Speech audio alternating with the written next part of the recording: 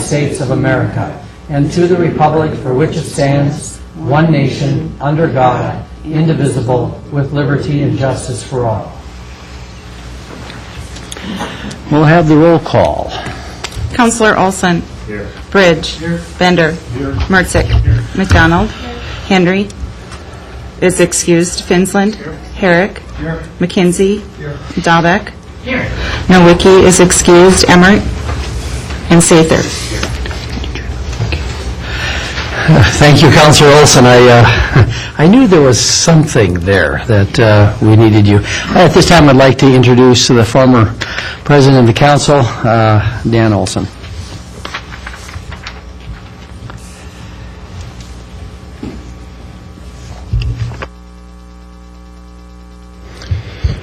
Well, I've got a proclamation here. This past week we had our first Workers' Memorial Holiday, and it was a huge success. And with part of that, there was a lot of thanks that I probably forgot to mention people, and I knew I was going to, but I think it went off real well. I had one bit of criticism that I addressed in the way that I thought I should, and it was that maybe I paid a little bit too much attention to the soldiers in this event, and the fact that Workers' Memorial is, the title is for workers.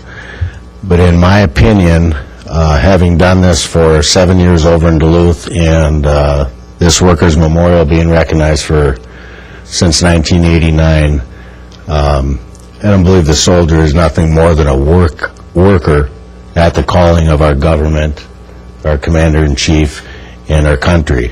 So I included those people very proudly. There were some families there of fallen soldiers, and I don't think I'd do it any other way, any different way. So, but I do need to. I was hoping Mary Morgan was going to be here tonight. Mayor, thank you for the proclamation that you gave to me. But there was a lot of work that was done by the City of Superior, Mary Morgan and the Park and Recs Department, particularly, and Ronnie Gill, who declined to be here because she said she could. But Jerry Olson is here, and he's been with the Park and Recs Department, sitting on that committee for a long period of time. Jerry and I have known each other for a long time, and I just kind of threw this at him about 10 minutes ago, too. But I won't read the proclamation, but what I'd like to do is award this proclamation to the City of Superior. Jerry, I'd be honored if you'd accept it on Mary's behalf and the City of Superior's behalf for the Park and Recs and all the work that they did to make this happen. And it was a great partnership with everybody involved here, other outside entities. And so with that, thank you for being a part of that. And Thank you for your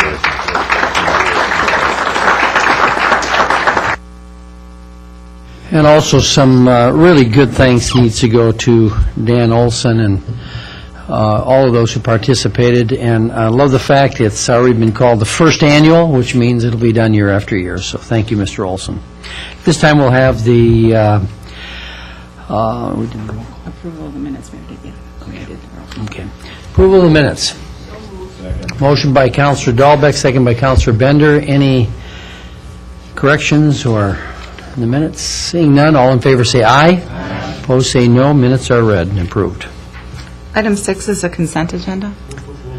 Motion by Councilor Finsland, seconded by Councilor Dahlbeck for the consent agenda. Any items you would like considered separately?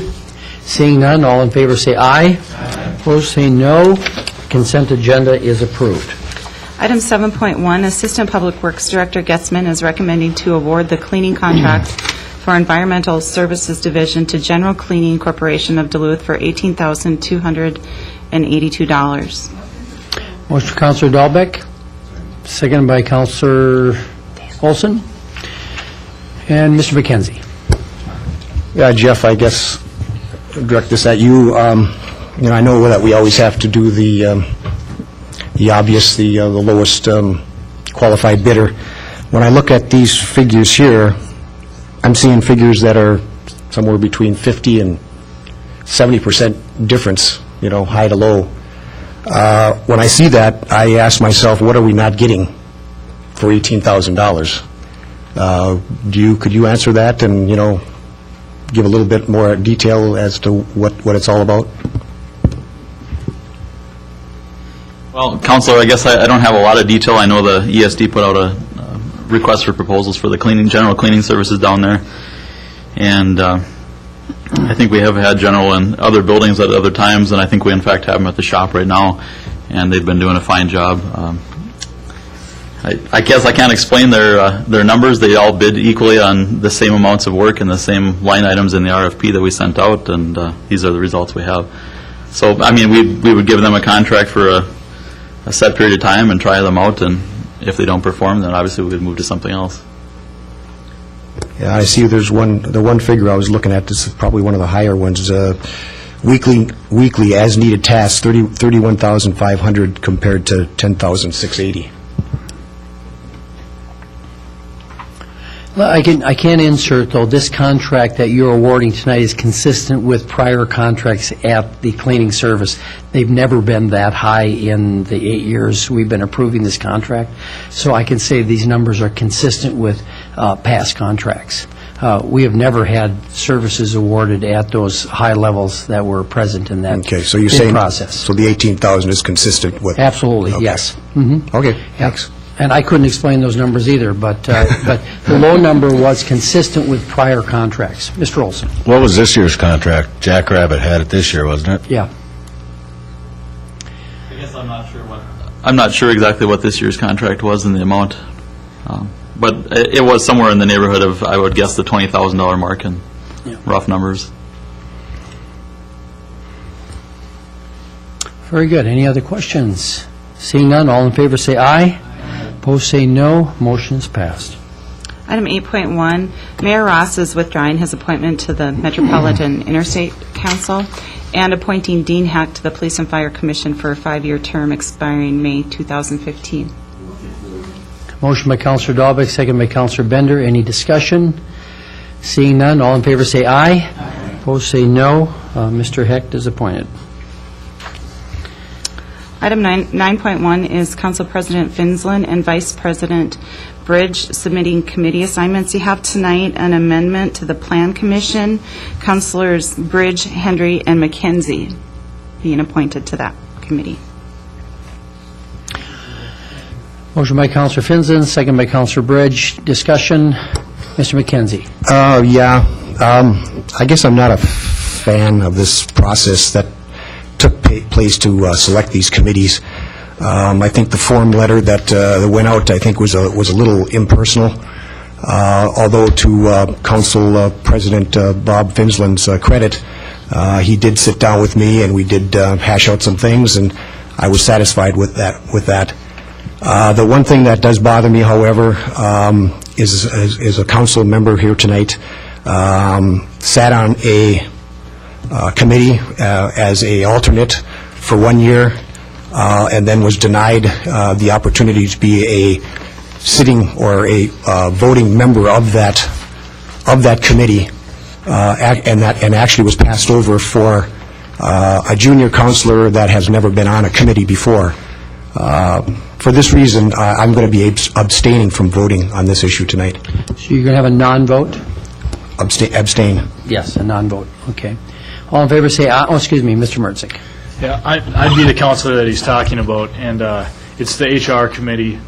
And I was under the impression that, well, historically speaking, if you were an alternate, you would fall onto a standing member the following year. So I actually questioned that, and it was brought to my attention that it was due to some of the absences that I've had in the past. And again, I want to put it on the record that when I'm not here, it's due to my federal service in the military. And they're all excused absences. In fact, I believe Mayor Ross spoke on this a while back, so I don't think that should be a consideration when appointing people to committees. And again, that's what the alternate position is for, is when a standing member can't be there, the alternate should fill in, cover down on that position. So, and then after I addressed that, then it was brought to my attention that the other committee member would be to have two alternate positions.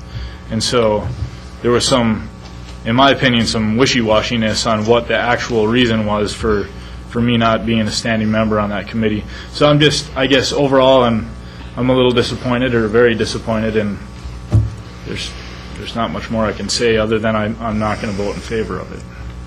Mr. Olson? I'm going to abstain as well. Okay, very good. We'll take the vote. All in favor, say... Wait, I also am going to abstain. Okay, very good. I just- You'll express that when we will call a roll call vote, so you don't need to declare that. You can express that during the vote, yes. Mr. McKenzie? Can I speak a second time? Yes.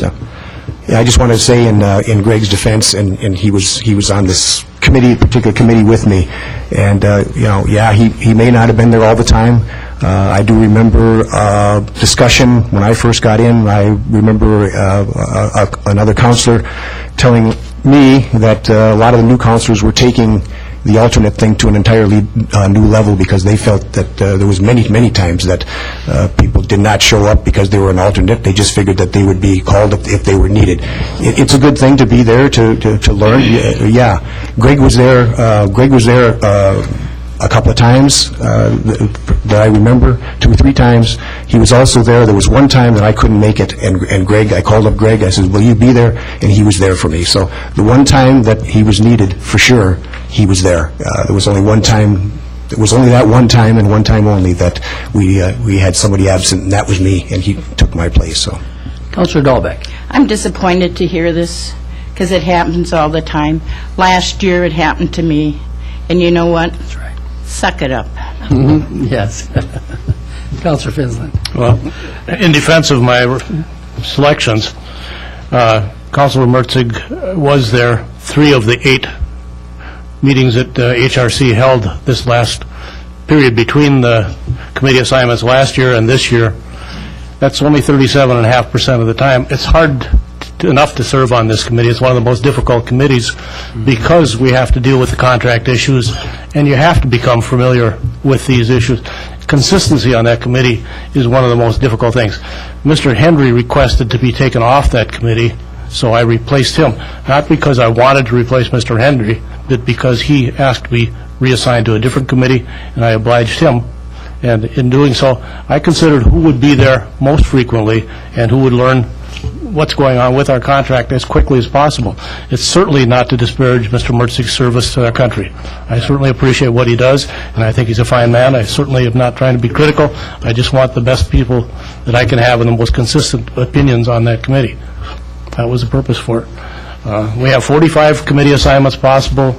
We have 10 counselors. It's going to work out that some people have to serve on as an alternate, and I don't expect any counselor to serve on more than one committee as an alternate. Thank you. Mr. Mertzig? I'd just like to go on the record one more time and say that basing this decision on my excused absences due to my federal military service, I believe is discrimination. I think maybe it would be appropriate in the future for me to, I know I've missed council meetings, and this last one I missed, I teleconferenced into the meeting, and maybe it would be appropriate for me to teleconference into all of these committee meetings during my absences. I don't know if that's possible. Maybe we can talk offline on that with IT Dan to see if that's feasible or not. But again, I truly believe that my federal service, of course, unfortunately has to come first when there's conflictions, and then my municipal level service will obviously come second, but always first when I'm here. So that's all I have to say. Just a reminder, when the expression is used, I want to be on the record. As you know, you are all on the record when you're in this. You're never off the record. So just to remind you, if you feel you're off the record at sometimes, okay. Just wanted to make sure. Councilor Finson. One more point to clarify. The memorandum that went out requesting people to be, what committees they wanted to be on goes back as long as I've been on the council. The first time I was on the council, the same sort of memorandum went out. There happened to be a lot more committees at that time. The other point I'd like to make is that I received memorandums back from each counselor except Mr. Mertzig, and I did try to contact him by phone and was unable to do so until after that I turned in the committee assignments. Because I let his phone ring, and no one picked up on it. He did call me after I'd made those assignments. Mr. Bridge. Well, I just want to reiterate what Bob said, concerning the letters that went on here recently. I think I was the first council president, and as long as I've been here, and probably a lot longer, that didn't use them. And then I don't believe they were used the next year. So that was very common practice for a long time. Yes, thank you. We'll have a roll call vote. Counselor Olson. Counselor Bridge. Counselor Bender. Counselor Mertzick. Counselor McDonald.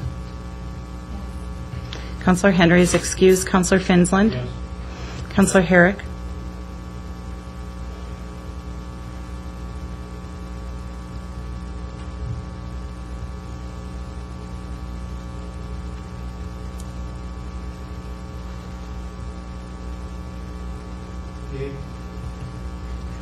Counselor McKenzie. Counselor Dahlbeck. 5 yes, 1 no, and 3 abstention. The motion fails. So you got 5 yes, 1, 2, 3, 4, 5. Okay. Oh, did I say that wrong? 1 excused, 1 no, and 3 abstentions. Yes. Motion to hold. Okay, we have a motion to hold. We need a second. Second by Mr. Bender. All in favor say aye. Aye. Opposed say no. I think it passed. I'm not sure. Not sure. I believe it. Does anybody question whether I heard this right or wrong? Please, we will do a roll call vote.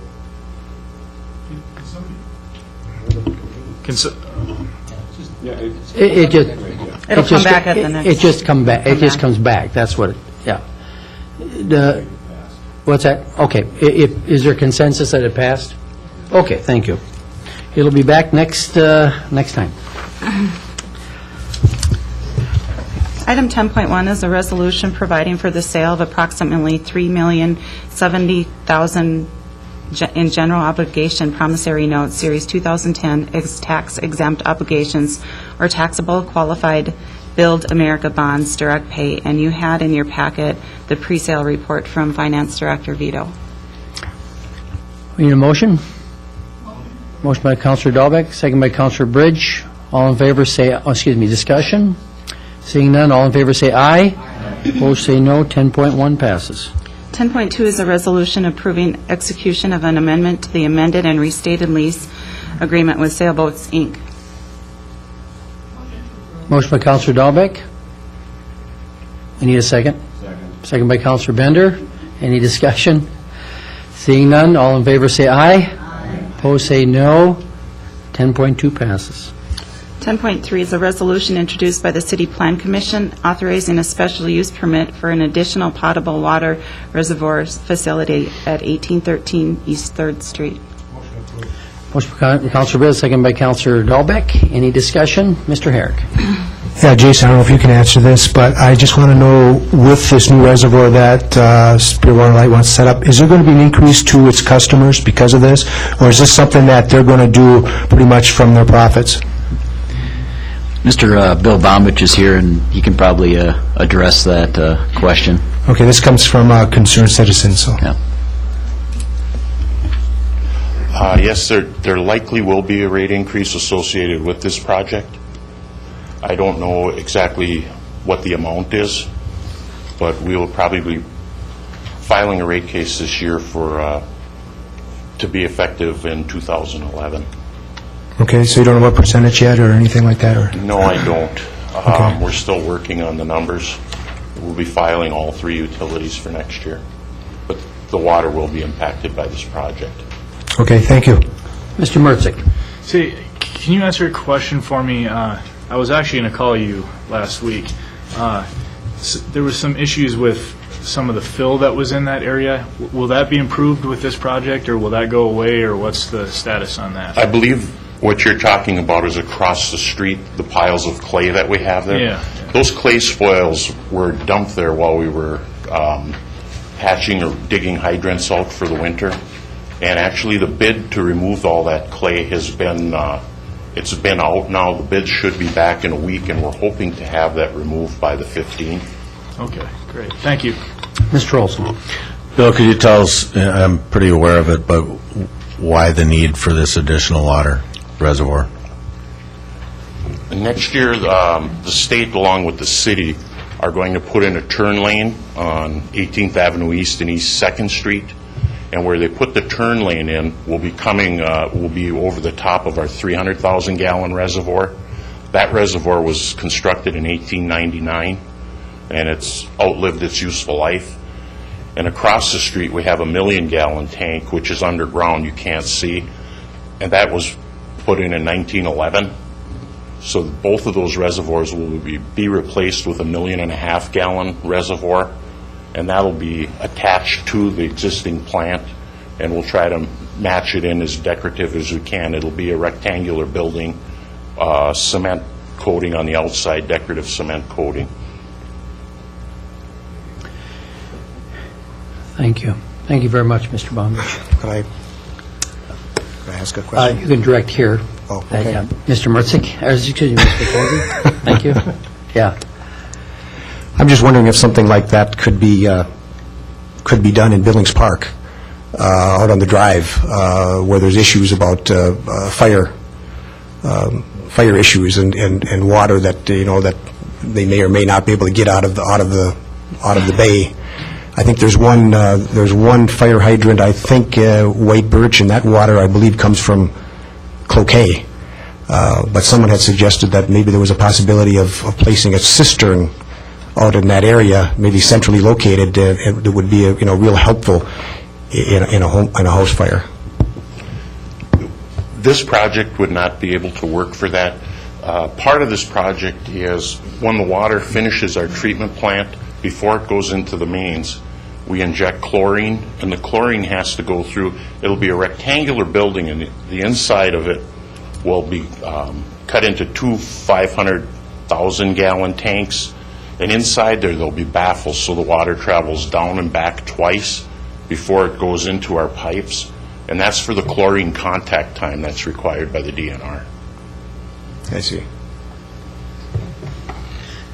Thanks. See no more questions. All in favor say aye. Aye. Opposed say no. 10.3 passes.